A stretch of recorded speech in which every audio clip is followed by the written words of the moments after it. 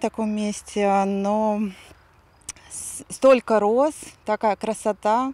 Мне кажется, будут прекрасные фотографии. Мы так фотографировались. Мы тут вообще проездом так спонтанно и очень довольны. Впервые на этом поле я побывала в 2018 году. Меня сюда привез папа с подружкой, но я была очень впечатлена и очень вдохновлена вот этой крымской красотой. Оно такое романтичное, воздушное, такое зефирное, и как будто попадаешь в какую-то сказку. Айлемыз кезинтиге чыктык, бөлөк кийби гүзел бир тарлаланы көрүп токтоттук.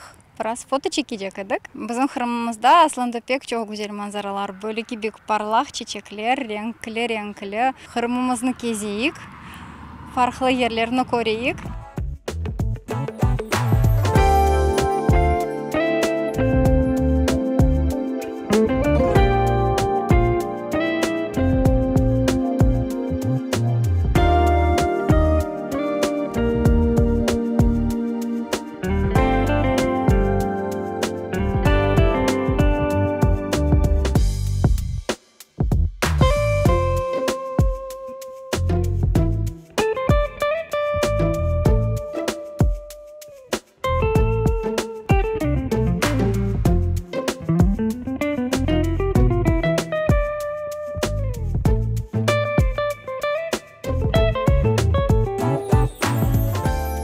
Сюда, с северного города Сургута, и сегодня очутились просто в райском месте. Здесь благоухает крымская роза, из которой делают знаменитое крымское розовое масло, да?